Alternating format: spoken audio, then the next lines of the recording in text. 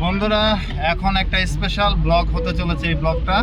তো স্পেশাল এজন্যই, কারণ স্পেশাল হচ্ছে হলো আমরা এমন একজন মানুষের সাথে এখন দেখা করতে যাচ্ছি, যদি লাক ভালো থাকে তাহলে তার দেখা পাবো, আর যদি লাক খারাপ থাকে তাহলে দেখা পাবো না। আমরা যাচ্ছি হচ্ছিল এশিয়া উপমহাদেশের একদম জাগ্রত একজন, কি বলবো, মানে জাগ্রত একজন শিল্পী এবং অমায়িক মধুর কণ্ঠের অধিকারী অরিজিৎ সিং এর বাসায়। তার টাইটেল দিতে গেলে অনেক কিছু দেওয়া যায়, এত কিছু দেওয়ার আমার মানে এখন মুখে আসবে না এত কিছু। তবে সিম্পল ভাষায় বলতে পারি সে ভারতীয় জাতীয় পুরস্কারপ্রাপ্ত একজন শিল্পী, এবং তাও একবার না, বেশ কয়েকটা জাতীয় পুরস্কার আছে তার ঝুলিতে, এবং সে অনেক সুপার টুপার হিট গান উপহার দিচ্ছে। যারা অরিজিৎ সিং এর গান শুনে তারা তো অরিজিৎ সিং সম্পর্কে আমার থেকে আরও বেশি ভালো জানে। সো এখন হচ্ছিল তার বাসায় যাওয়ার দিকেই আমরা যাচ্ছি। অরিজিৎ সিং এর বাসা হচ্ছিল মুন্সিগঞ্জের জিয়াগঞ্জে। তো এখন যদি লাক ভালো থাকে তাহলে তার সাথে দেখা করবো, আর তার সাথে যদি দেখা না হয় আনফর্চুনেটলি সেটা ব্যাড লাক। তবে তাদের একটা রেস্টুরেন্ট আছে তার বাবার, আমরা হয়তো ওই রেস্টুরেন্ট থেকে একটু ঘুরে আসার চান্স নিব। আর এখন আপাতত তার বাসার দিকে যাচ্ছি। তোমরা বন্ধুরা ট্রাই করো যদি সম্ভব হয় যেন ওর বাসায় অরিজিৎ সিং এর সাথে দেখা হয়। বিশেষ করে মীর ফয়সাল, তুমি অরিজিৎ সিং এর খুবই ভক্ত, আর আমার প্রিয় আদরের ছোট ভাই মোল্লা, আই মিন আমিনুল মোল্লা ওরফে বাবু, লাক ভালো থাকলে দাদার সাথে দেখা বলে ভালো লাগবে। দেখি দেখা যায় কিনা। তোমরা দুইজনে গিটার বাজাও, ফয়সাল এবং মোল্লা, তো দেখা যাক এখন দাদার সাথে দেখা হয় কিনা। আর এই নিয়ে যাচ্ছে আশিক। তো আমরা এখন অরিজিৎ সিং এর বাসার মোটামুটি কাছাকাছি আছি। অরিজিৎ সিং কিন্তু এই রাস্তা দিয়েই স্কুটি চালায় না, এই রাস্তা দিয়ে সে হাফ প্যান্ট টাফ প্যান্ট পরে। এটা কি একটা মসজিদ? মন্দির মন্দির মন্দির মন্দির মন্দির এটা অরিজিৎ সিং এর বাসার রাস্তা, খুব সুন্দর। এদিকে আর ঠিক এই যে সব পুরাতন বিল্ডিং গুলোর মতো অলিগলি।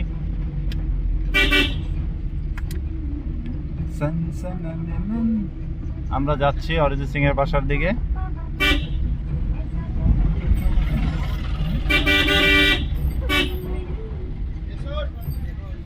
এই যে বাকি সবাইকে একটু দেখাই।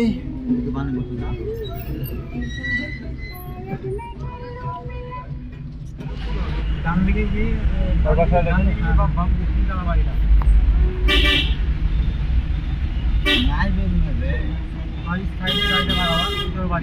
সাইডে লাগাও বাইকটা, বাম দিকে সাইডে লাগাও, পানি খাবো ওখানে, পানি। এটাই কি ওর বাসা? এটা ওর বাড়ি? এই অরিজিৎ সিং এর বাসা।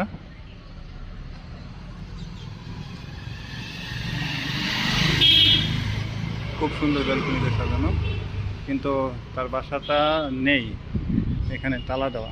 আচ্ছা, এটা তালা দিয়ে রাখছে, কিন্তু অন্য অন্য সাইডটা ভিতরে খোলা না তো। হ্যাঁ হ্যাঁ, তো এই হচ্ছিল তার বাড়ি। এখন অরিজিৎ সিং এর বাসার বাড়ির সামনে আছে। এই বাড়ির ভিতরে মানুষ আছে, কথা বলতেছে, তো ভিতরে মানুষ আছে।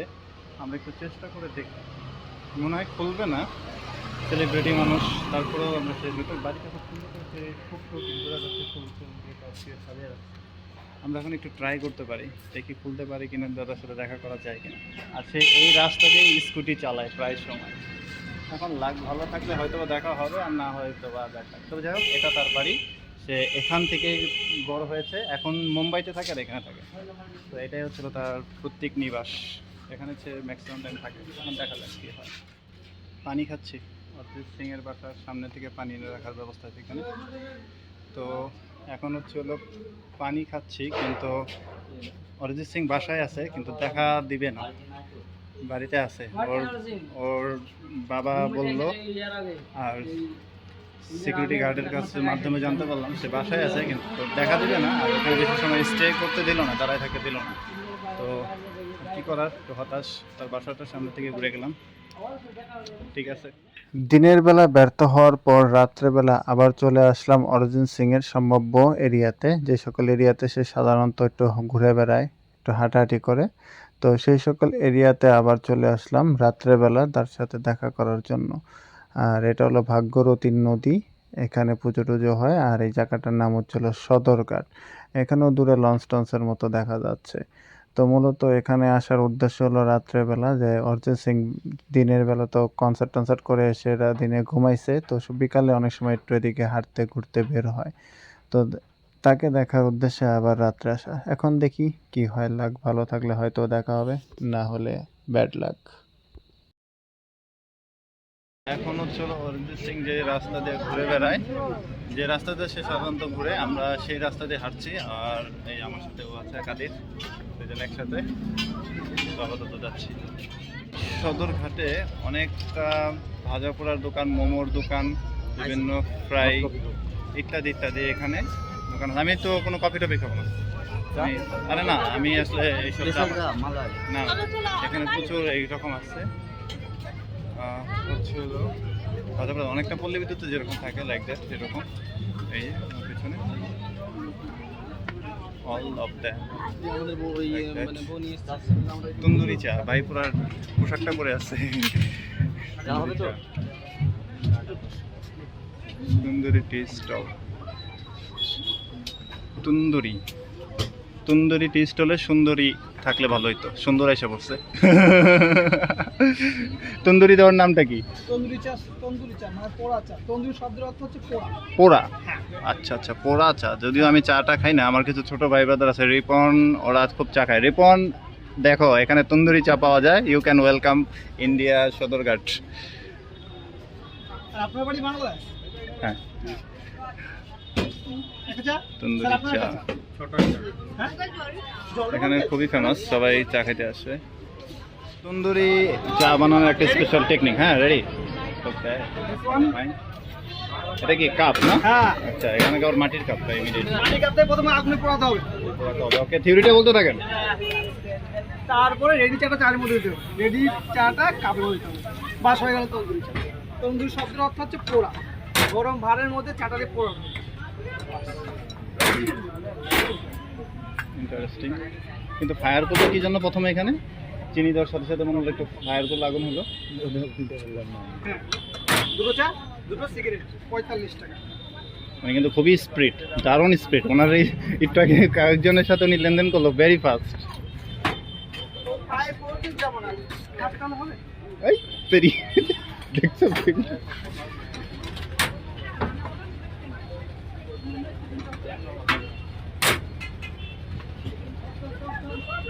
তন্দুরি চা,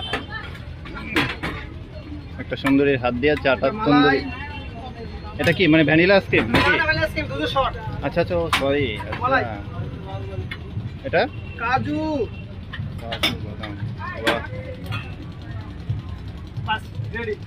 ready for your tea.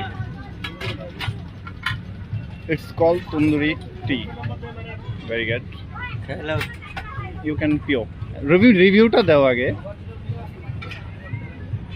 রিভিউটা দাও কাদের, রিভিউটা দাও।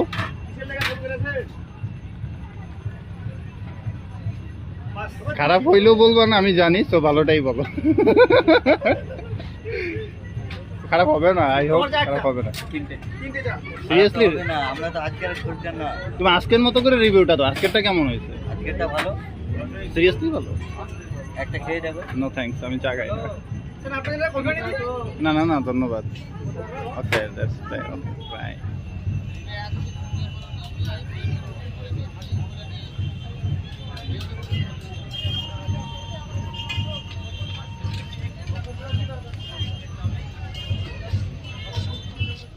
অরিজিৎ সিং এইসব লোকেশন দিয়ে সাধারণত সে আসে, আড্ডা দেয়, এখানে ঘুরে ফিরে, এখানে একটু খাওয়া দাওয়া করে, কারণ তার ছেলেবেলা শৈশব সবই এখান দিয়েই কেটেছে।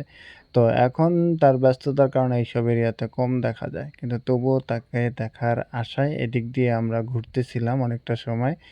তো এর ফাঁকে এখানে বিভিন্ন দোকানগুলো আমি দেখে নিলাম। এখানে অনেকটা আমাদের সাভারের পল্লী বিদ্যুতের যে ফাস্ট ফুড আইটেম বা ভাজা পোড়ার যে দোকানগুলো হয়, দেখতে অনেকটা সেরকমই।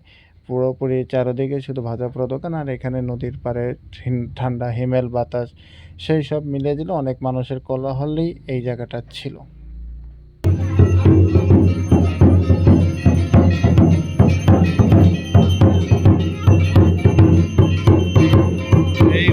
বয়সে কি সুন্দর বাজাচ্ছে।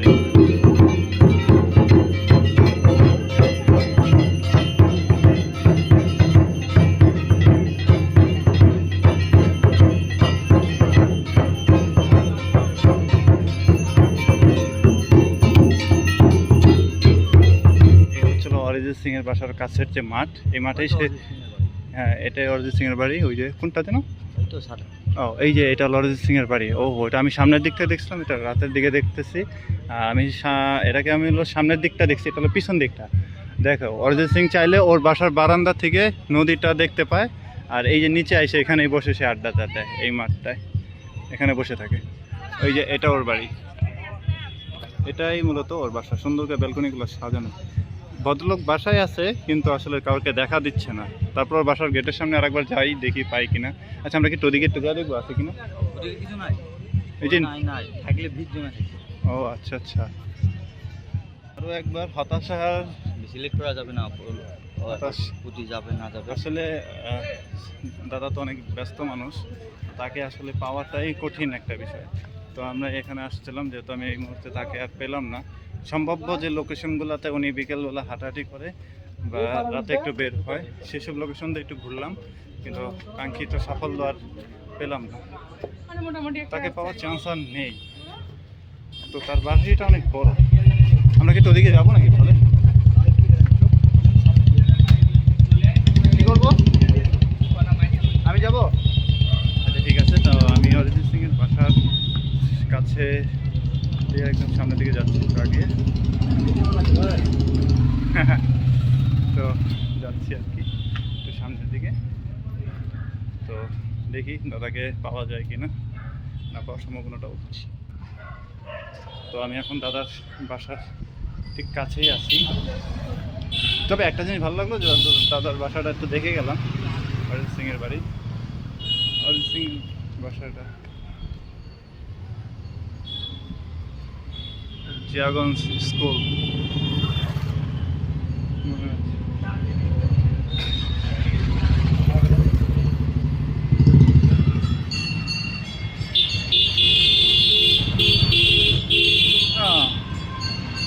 ওর বাসা তো মানে আরো সামনে। তা আমরা ওদিকে ওর পিছনে কোন বাড়িটা দেখলাম, উল্টো ঘুরছে। ফাইনালি অরিজিৎ সিং এর বাড়িটার আশেপাশে ঘুরেও দাদাকে পেলাম না। সম্ভাব্য এরিয়াতে সব ঘুরলাম। তো এখন আমি আর কাবির বাইকে আছি। তো এখন আমরা দুজনে আপাতত আবার বাসার দিকে চলে যাচ্ছি, যেহেতু আমরা অনেকটা সময় ঘুরলাম কিন্তু ওকে আর পেলাম না। আশেপাশে গলি টলি সব ঘুরলাম, যে আজকে কোনো আসলে কনসার্ট করে খুব ব্যস্ত। এই যে ফাইনালি তার বাসার সামনে। তো হতাশা, বাংলাদেশ থেকে এত দূরে এসেও দাদার সাথে দেখা হলো না। দাদার বাসার সামনে দাঁড়িয়ে আছি কিন্তু দাদা নেই। আপাতত চলে যাচ্ছি। তো আর কি করার, আপাতত অরিজিৎ সিং এর দেখার আশা ছেড়ে দিয়ে এখন চলে যাচ্ছি